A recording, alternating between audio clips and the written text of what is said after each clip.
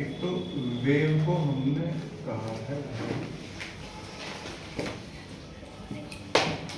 एक तरह का डिस्टर्बेंस में density variation, displacement of particles, disturbance of electric field, magnetic field एक जगह जनरेट होता है, प्रोपगेट करता रहता है। तो अगर हमने किसी एक स्प्रिंग की इस एंड को ऐसे डिस्प्लेस करा, यानी कि हमने मीडियम में प्रेजेंट किसी पार्टिकल को किसी भी जगह एक डिस्टर्बेंस जनरेट करा, तो उस डिस्टर्बेंस में मीडियम के पार्टिकल जो है वो सिंपल हार्मोनिकली भी ऑसिलेट हो सकते हैं और नॉन हार्मोनिकली भी ऑसिलेट हो सकते हैं। ऐसा नहीं कि उन सबको सिंपल हार्मोनिक मोशन में ऑसिलेट करना। ऑसिलेशन तो किसी भी तरह का होता है, ठीक है। ऑसिलेटरी मोशन तो सिर्फ किसको कहते हैं, जो फिक्स पोजीशन का वो टू एंड फ्रो होती है, तो जरूरी थोड़ा ही कि वो एसएचएम होती है, पर एसएचएम डेफिनेटली ऑसिलेटरी होती है। तो हमने एक जगह डिस्टर्बेंस क्रिएट करा, तो वो डिस्टर्बेंस जब आगे प्रोपेगेट हुआ उसको हमने वेव का फॉर्मेट बना लिया। अगर वो जो उधर इक्वेशन लिखी थी कल उसको सेटिस्फाई करती है and possesses a solution of the type f of ax plus b, फिर उसमें कह देते हैं कि भाई ये ट्रैवलिंग वेव। तो इन पार्टिकल्स को जो ऑसिलेटरी पार्टिकल्स हैं इनको सिंपल हार्मोनिकली ऑसिलेट होना जरूरी नहीं है। अच्छा, जब ऑसिलेट होएंगे तो फिर वो सिंपल हार्मोनिक, फिर वो प्लेन प्रोग्रेसिव हार्मोनिक वेव हो जाएगी। अगर दो पार्टिकल हार्मोनिकली ऑसिलेट नहीं हो रहे तो डिस्टर्बेंस आगे जा रहा है वेव, ठीक है। पर अगर पार्टिकल हार्मोनिकली ऑसिलेट हो रहे हैं, एक पार्टिकल की मोशन जो है वो ऐसे चल, तो जब वो आगे के डिस्टर्बेंस आगे प्रोपेगेट होएगा और आगे के पार्टिकल उसी डिस्टर्बेंस को रिसीव करेंगे तो वो फिर हार्मोनिक वेव कहलाएगी। जो प्लेन प्रोग्रेसिव था वो आपने देखा था ना, उसमें नोट में साइन और कॉस वाला था। हाँ, क्योंकि सिंपल हार्मोनिक मोशन की इक्वेशन जो थी, जो हमने एसएचएम में डिराइव करी थी, वो पार्टिकल कहीं से भी स्टार्ट हो रहा था, वो a sin omega t, a cos omega t, a sin omega t plus five, a cos omega t plus five, वो इसी तरह की थी ना। हाँ, वो तो स्टैंडर्ड इक्वेशन थी। तो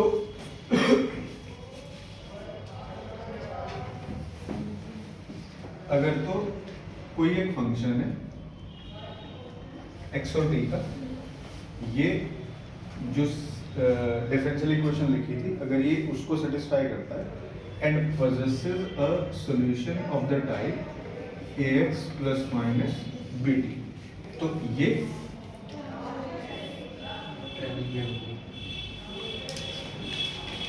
ट्रैवलिंग वेव है। अब ट्रैवलिंग में भी भाई वो इस तरफ ट्रैवल कर सकती है और या फिर इस तरफ ट्रैवल कर सकती है। अगर ax plus minus bt में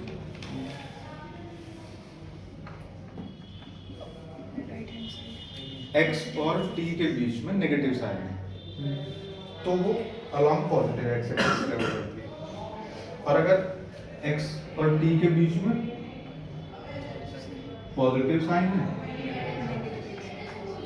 तो वो along the negative x axis और लेफ्ट ट्रैवल करेगी। इन सबकी इक्वेशन लिखनी पड़ेगी, आइडेंटिफाई करने पड़ेंगे, ये बताना पड़ेगा वेलोसिटी, क्योंकि अगर किसी पार्टिकल की तुम्हें वेलोसिटी ही नहीं पता, जैसे कल था ना question sketch the position of pulse after 2 seconds, तो चलता रहिए राइट में, तुम 2 सेकंड बाद पोजीशन लेफ्ट में बता दोगे, दिक्कत हो जाएगी। तो इसलिए डायरेक्शन भी इंपॉर्टेंस रखती है कि वेव किस तरफ ट्रैवल करती है। सर जो कल आपने क्वेश्चन बताया था उसमें जो आपने वेव बनाई थी वो तो राइट और लेफ्ट दोनों तरफ बनाई थी, वो पल्स थी, इसको तुम राइट और लेफ्ट दोनों तरफ नहीं कह सकते भाई, इसको क्या कहोगे सर? उसमें आपने बीच में ओरिजिन लगाया नहीं, ये थोड़ी देर बाद यहाँ होगी, थोड़ी देर पहले ये यहाँ पर थी, तो अलग अलग पॉइंट को क्रॉस करते हुए जा रही है ना, तो t इक्वल टू 0 पे मैंने इसको जहाँ जनरेट करा उस पॉइंट को मैंने ओरिजिन मार्क कर दिया, सपोज करो, तो कर दिया, कौन मना कर रहा है? अब इसके रेस्पेक्ट में 2 सेकंड बाद कहाँ होगी, देख लो 2 सेकंड में कितना डिस्प्लेस होगी वेलोसिटी।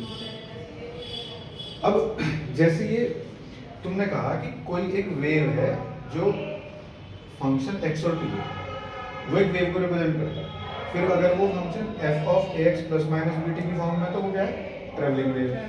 अब ax plus minus bt की फॉर्म में कितने फंक्शन हो सकते हैं, इनफाइनाइट हो सकता है। अब उस इनफाइनाइट फंक्शन में से अगर तो ये function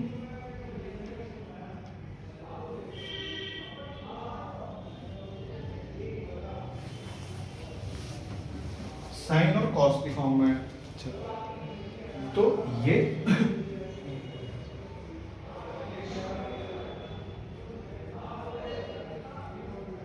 plane progressive harmonic wave, मतलब इस वेव के सारे पार्टिकल्स अपनी एक जगह पर सिंपल हार्मोनिकली वाइब्रेट करते हैं और ये पार्टिकल्स एक प्लेन में ऑसिलेट होते हैं। एक बात और ध्यान रखना कि ये जो वेव पल्स जैसे किसी स्ट्रिंग के ऊपर प्रोपेगेट कर रही है तो मीडियम के पार्टिकल ट्रेवल नहीं करते, सिर्फ डिस्टर्बेंस ट्रेवल करता है। मतलब जैसे एक स्ट्रिंग है, मैंने यहाँ से पकड़ी तो मैंने इसको यहाँ से ऐसे हिलाया तो ये पार्टिकल ऐसे ऐसे ऑसिलेट हुए, थोड़ी देर में ये वाला डिस्टर्बेंस इनको ऐसे ऐसे ऑसिलेट करने लग गया, फिर इनको ऐसा नहीं कि रस्सी इधर को नहीं जा रही, अपनी पोजीशन पे ऊपर नीचे जा रहा है। मतलब ये सारे पार्टिकल अपनी पोजीशन पे ऊपर नीचे होते हैं। बस डिफरेंस सिर्फ इतना है कि पेन दे दो यार पता नहीं क्या और रुक चलना। अब जैसे ये है, देखो ये ऐसा समझ लो कि ये एक स्ट्रिंग के अलग अलग पार्ट्स हैं, तो तुम इस पार्ट को जब ऐसे हिलाओगे तो ये ब्रोकन कोई है यहाँ से, तो जैसे तुमने इसको यहाँ से पकड़ा ये तो यहाँ से यहाँ तक तो बहुत सारे पार्टिकल है ना, तो ये ऐसे उठा तो इसके यहाँ से इसके एंड तक आने में भी तो टाइम लगेगा। जब ये उठा यहाँ तो अब ये इस अपने साथ इसे लेके जा रहा है, ये तब तक तुम नीचे ले आए, ये ऊपर की तरफ ऐसे ही जा रहा है, फिर ये इसको उठा रहा है ऊपर ऐसे, तो ये धीरे धीरे धीरे धीरे करते करते ऐसे ऐसे ऐसे ऐसे पार्टिकल अपनी जगह ऊपर नीचे होते रहते हैं। तो ये स्ट्रिंग का जो पार्ट है ये यहीं से ऊपर से नीचे आया, ये यहाँ से ऊपर से नीचे आया, पर चूंकि एक पार्टिकल ने अर्लियर स्टेज में मोमेंटम रिसीव कर लिया तो अर्लियर स्टेज में ऊपर चल पड़ा, दूसरे वाले भी स्टेशनरी पड़े, इसलिए शेप ऐसे आ जाती है। फिर जब ये नीचे जा रहे होते हैं तब तक पता चला कि इनको डिस्टर्बेंस मिल गया, ये ऊपर की तरफ जा रहे हैं, फिर ये इनको खींच रहे हैं, तो इसलिए इसमें अलग अलग जगह पे तुम्हें लूप बनते हुए दिखाई देता है। अच्छा, पीछे वाले लूप डेड हो जाएंगे अगर पीछे की तरफ ऑसिलेटरी सोर्स हटा ले, मतलब एक बार डिस्टर्बेंस क्रिएट कर दिया तो फिर पीछे जा ही नहीं रहा, तो पिछले वाले आराम से नीचे आकर रुक गए। पर अगर पीछे से हम कंटिन्यूअसली ऐसे ऐसे ऐसे ऐसे मूव करा रहे हैं तो ये डिस्टर्बेंस आगे आगे जाते रहते हैं ऐसे ऐसे पूरा। ठीक, जैसे पॉन्ड है, लेक टाइप का स्टिल वाटर है, उसमें तुम लोगों ने पत्थर मार दिया तो ऐसे राउंड सा बन जाती, दूसरा पत्थर मार दो ये आगे चली जाएंगे, दूसरी फिर शुरू हो जाएगी, फिर तीसरा मार दो, फिर पर तुमने एक पत्थर मार के रोक दिया, ये आगे चल जाएंगे, थोड़ी देर पानी फिर स्पिल हो जाएगा, समझ रहे? तो अगर ये फंक्शन साइन और कॉस की फॉर्म में f of x plus minus, ठीक है, इसको हम क्या कहेंगे प्लेन प्रोग्रेसिव हार्मोनिक। इसका मतलब इस तरह की वेव के सारे पार्टिकल्स की मोशन ऐसे चलती है about a fix mean position. Plane में तो ऐसा है ना कि जैसे ये सारे पार्टिकल जब ऑसिलेट होंगे ऐसे तो ये पूरा एक प्लेन ही तो दिखाई दे रहा है। सर अगर यहाँ पे -x -bt होगा तब कैसे साइन दिखेगी? हैं? अगर यहाँ पे -x -bt होगा तब -x -bt कैसे हो जाएगा? तो प्लस ही हो जाएगा, तो प्लस ही हो जाएगा। माइनस कॉमन लेंगे ना पहले। हाँ, तो माइनस जब कॉमन ले लोगे यहाँ से तो अंदर तो फिर ये प्लस ही आ गया ना, फिर तो जैसे साइन माइनस थीटा हो जाएगा या कॉस माइनस थीटा हो जाएगा, वो तो फॉर्मेट है। मतलब ये दोनों लाइक साइन के और अनलाइक साइन के होने चाहिए।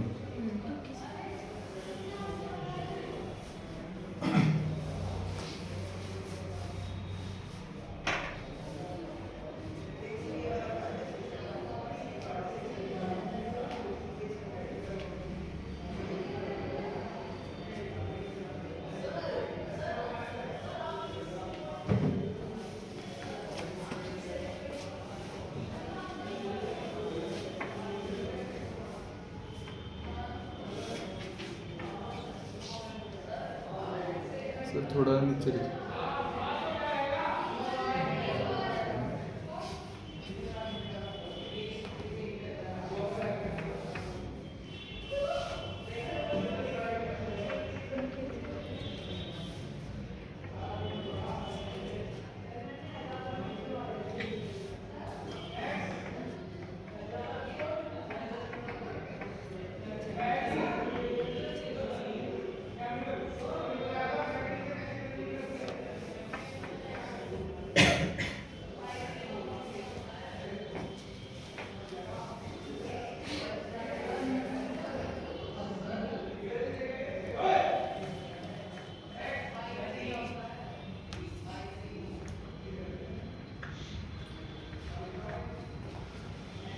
इतना समझ आ गया?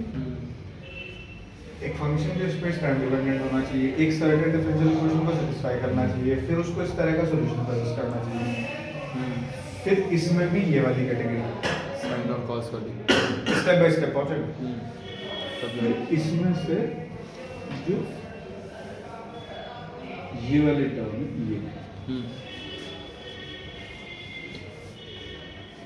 ये ax plus minus B T किस चीज को रिप्रेजेंट करता है? जैसे y x equal to a sine omega T, a cos omega T में ये किस चीज को रिप्रेजेंट करता है? फेज होता था फेज को। ये फेज किस चीज को रिप्रेजेंट करता है?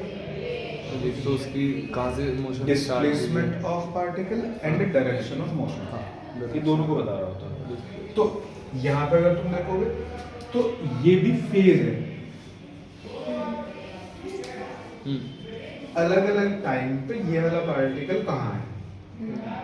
अब अलग अलग टाइम पे कौन कौन सा पार्टिकल x1 x2 x3 बहुत सारे होंगे ना, तो अलग अलग पार्टिकल जो अलग अलग जगह सिचुएटेड है वो अलग अलग टाइम पे कहाँ है। तो इसका मतलब ये पूरी की पूरी शेप डिजाइन करते हैं।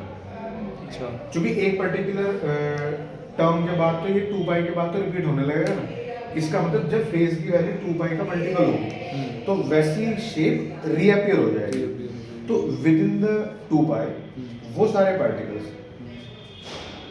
जो विद इन द फेज 2 पाई है जिसमें इन सब की वैल्यू 2 पाई के पास है, वो किस किस जगह ओरिएंटेड है? अलग अलग टाइम पे अलग अलग जगह सिचुएटेड पार्टिकल अलग अलग जगह होंगे।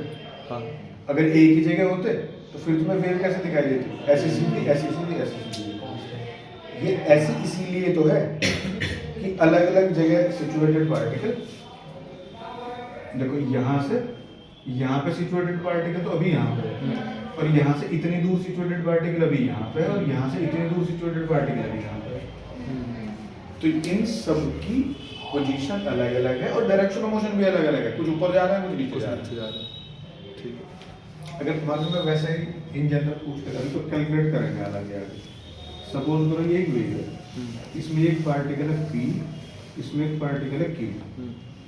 अगर मैं पूछूं P किधर जा रहा है और Q किधर जा रहा है? ये नीचे जा रहा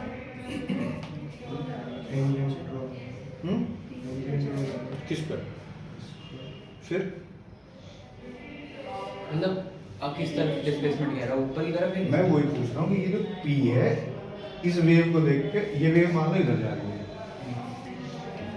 तो इस जगह P है, तो तुम देख के P को क्या कहोगे कि ये यहाँ से ऊपर जा रहा है या नीचे जा रहा है? ये Q ऊपर जा रहा है या नीचे जा रहा है? P अभी तो ऊपर जा रहा है, क्यों नीचे आ रहा है? ऐसे देखने से नहीं पता चलता है। हाँ, वही मतलब पीछे डिस्टरबेंस कंटिन्यूस है या नहीं, ये वो जो भी ये पता है, होना चाहिए। इस पार्टिकल की मोशन ऊपर है या नीचे है? नीचे। नीचे है। वो इस बात पे भी डिपेंड करती है कि इसके ऊपर अगर टेंजेंट बनाओ तो उसका स्लोप एक्यूट है या ऑब्ट्यूज है, और ये राइट की तरफ जा रही है वेव या लेफ्ट की तरफ जा रही है। अगर देखने से देखोगे तो ऐसा लगेगा जैसे ये ऊपर जा रही है, बड़ी नीचे। पर ये जा नहीं चला है। और क्यों? अभी आगे इसको प्रूव करेंगे इधर ठीक। पार्टिकल वेलोसिटी में देखेंगे, देखने से नहीं पता, इसी के ऊपर मिल जाएगा चार्ट नंबर कि direction of velocity of P upward downward, direction of velocity of direction of motion of Q, फिर 4 ऑप्शन दे देगा, उसमें 1 नंबर काट लो। ठीक। तो यहाँ पे ये वाली ना एक पार्टिकल, क्योंकि वहाँ तो एक ही है, हाँ। उसी की पोजीशन और डायरेक्शन ऑफ मोशन बतानी। यहाँ तो बहुत सारे पार्टिकल हैं, उन सब की हाँ पोजीशन और डायरेक्शन ऑफ मोशन, तो सबकी पोजीशन मिलेगी तो सबकी डायरेक्शन ऑफ मोशन मिलेगी।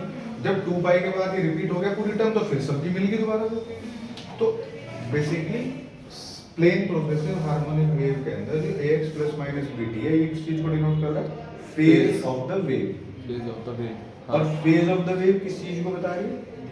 डिस्प्लेसमेंट इन डायरेक्शन के साइड।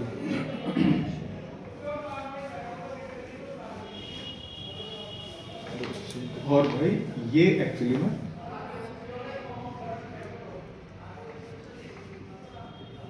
वेव शेप को प्रेडिक्ट करता है।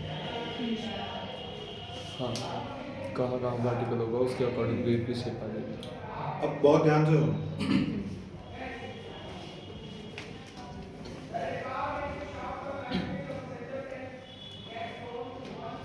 if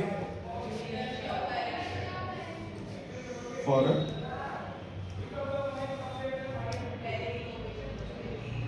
progressive wave phase equal to constant, तो प्रोग्रेसिव वेव का फेज किसे कह रहे हैं लोग?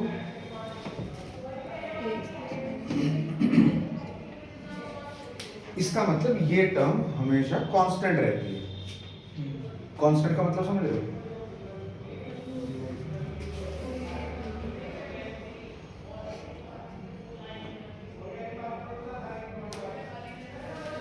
देखो यहां से और यहां तक जैसी वेव है, ये यहां से और यहां तक के लिए चेक करो, ये ऐसी है। तो ये फेज दोबारा रिपीट हो रही है कुछ सर्टेन इंटरवल के बाद में। तो यहाँ जैसा फेज यहाँ पे है वैसा ही फेज यहाँ पे है। 2 पाई 4 पाई एडिशनल प्लेसमेंट है ना उसी फेज की रिपीटेटिव में। हाँ तो वो सेम शेप में रिपीट होती है। ठीक है। एक पर अगर ये वैरी करने लग जाए, अगर मैं कहूँ कि ये वाली टर्म कांस्टेंट नहीं है, अच्छा फेज कांस्टेंट नहीं है, तो फिर पता क्या होगा?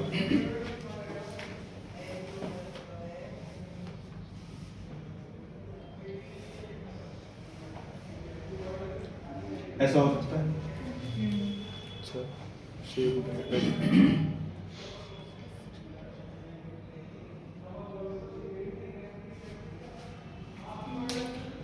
मतलब इसमें एक सर्टेन एक्स के लिए हाँ पार्टिकल्स में एक सर्टेन एक्स पे मैक्सिमा, एक सर्टेन एक्स पे मिनिमा होना है।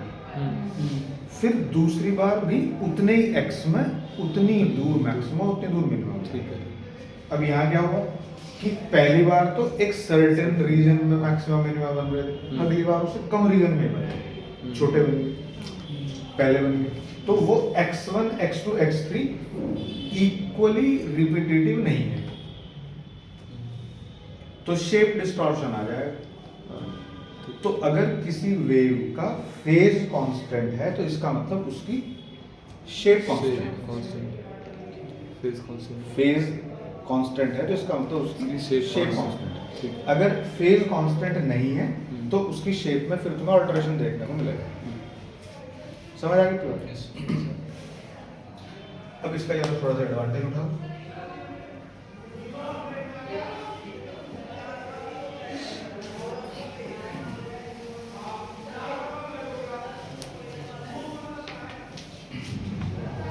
डिफरेंशिएट कर दो। अच्छा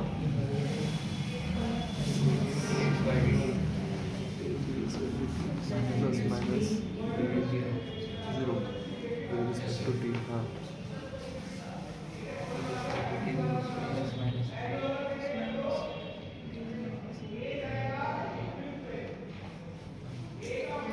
dx by dt, ये डिस्टर्बेंस मैंने यहाँ प्रोड्यूस करा, थोड़ी देर बाद यहाँ आ गया, थोड़ी देर बाद यहाँ आ गया, थोड़ी देर बाद यहाँ आ गया। इस डिस्टर्बेंस के आगे ट्रेवल करने का rate of travelling of disturbance along x axis dx by dt। अच्छा ठीक है। प्लस माइनस भी बाय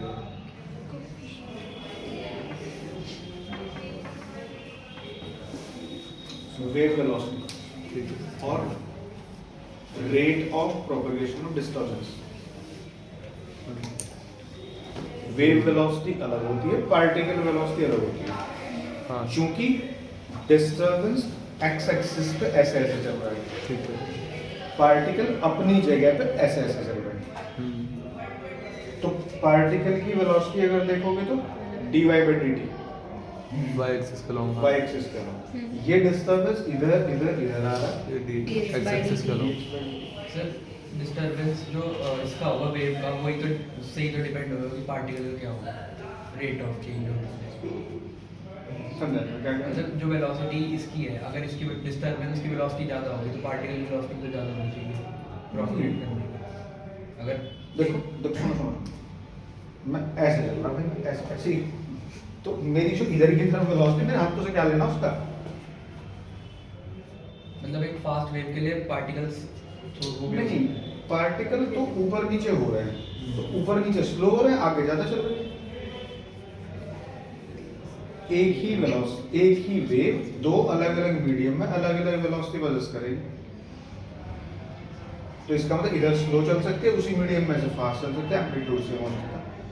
मतलब जैसे अगर हम पानी में कुछ बोलने की कोशिश करेंगे तो प्रोपगेट नहीं हो पाएगा, हवा में करेंगे मतलब उस तरीके से नहीं हो पाएगा, इस तरीके से हवा स्लो हो में- जाएगी, मतलब स्लो है फास्ट हो जाएगी। मतलब मीडियम चेंज हो गया, हवा से पानी तो चेंज हो गया उसका। ऐसे समझो ना कि ऐसे ऐसे चलना हाँ पार्टिकल की कैरेक्टरिस्टिक है। हम्म, पार्टिकल ऐसे ऐसे चलेंगे, चलते रहो। ये डायरेक्शन तो इससे इंडिपेंडेंट है। अब ये पार्टिकल को अलाउ करेगा मीडियम अपने थ्रू, और पार्टिकल्स अपने आप को रिस्टोर कर रहे हैं। तुमने उसे ऐसे ही लाया, वापस नीचे आया, नीचे से फिर ऊपर गए। ये क्राइटेरिया किसका है? पार्टिकल्स का। मीडियम के पार्टिकल्स की इलास्टिक बिहेवियर का।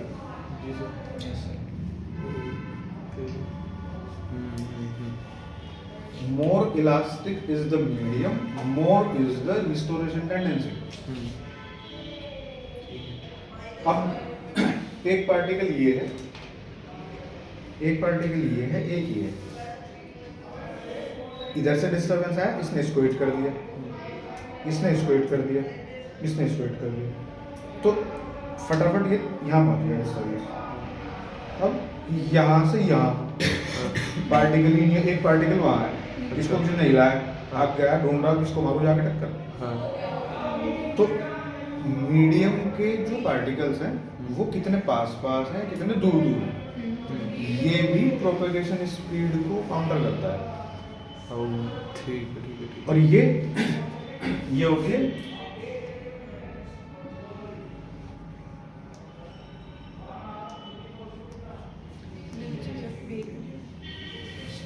कि कितने पास हैं कितने होगा। ये जो सीधा सीधा बात है इसकी। दूसरा, इस पार्टिकल ने इसको टक्कर मार दिया, अब पीछे की तरफ इसको कोई दूसरा वाइब्रेशन देने को तैयार बैठा है। हाँ मेरी वोकल कॉर्ड है, हाँ हर सेकंड में मिली सेकंड में ऐसे ऐसे ऐसे ऐसे हो रही है। तो यानी कि उसके कांटेक्ट में जो भी पार्टिकल आता है वो तुरंत के तुरंत दूसरा वाइब्रेशन रिसीव करता है। तो अब ये पार्टिकल इधर से डिस्टरबेंस रिसीव करके इसको दे रहा है, अभी वापस आ गया। और वापस दो केस में आ सकता है।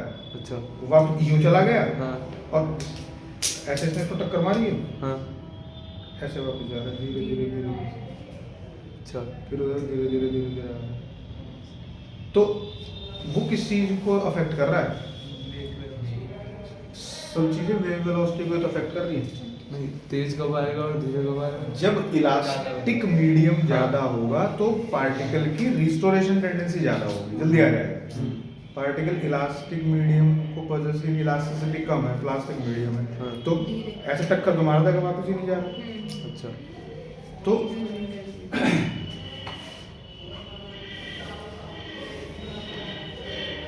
Elasticity and density of medium दोनों के दोनों प्रोपेगेशन ऑफ वेव में इंपॉर्टेंट रोल प्ले करते हैं। ठीक है। सर इस- मतलब इलास्टिसिटी ये भी डिपेंड करेगी कि वेव वेलोसिटी क्या है, और वो भी डिपेंड करेगी कि कितना मैक्सिमम डिस्प्लेसमेंट को करवा नहीं, मैक्सिमम डिस्प्लेसमेंट तो फोर्स से जनरेट हो जाएगा, उसके बाद वो वापस अपनी मीन पोजीशन को, अदर एक्सट्रीम को कितना जल्दी या स्लो रिकवर करता है वो इलास्टिसिटी है। मतलब जो ऑसिलेशन ऐसे ऐसे हो रहा है उसकी वेलोसिटी भी तो इलास्टिसिटी पे डिपेंड हाँ, और फिर ये आगे की तरफ जो डिस्टरबेंस रिसीव होने के बाद पीछे से दूसरा रिसीव कर रहा है तो वो कितनी जल्दी रिसीव कर रहा है। तो इसलिए मैकेनिकल वेव को कभी कभी इलास्टिक वेव भी कहा गया है। क्या क्या रिलेशन कहाँ से आ गया Relation इनमें? करने मतलब किसी चीज से डिपेंड करते हैं या आपस में। डेंसिटी तो मास पर यूनिट वॉल्यूम, डेंसिटी तो ये चीज हो गई कि पार्टिकल्स कितने पास पास हैं। मास पर यूनिट वॉल्यूम, और इलास्टिसिटी मतलब रीस्टोरिंग डेंसिटी दोनों का तो रोल ही नहीं। मैकेनिकल प्रॉपर्टी तो इसलिए कभी कभी इन वेव्स को क्या कहा गया? इलास्टिक वेव कहा।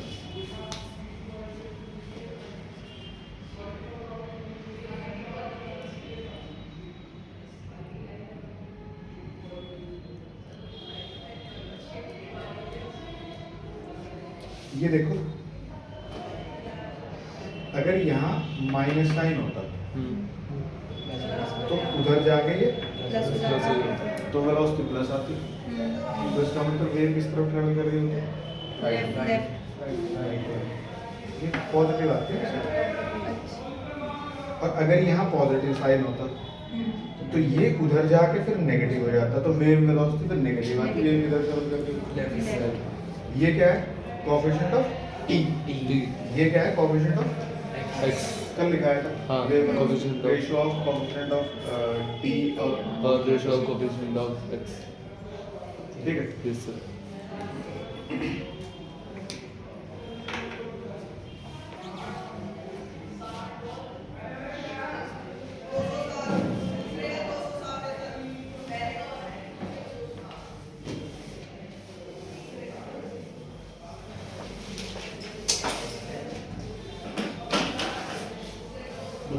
मेरे क्या कह रहे हैं? शांत रह लो।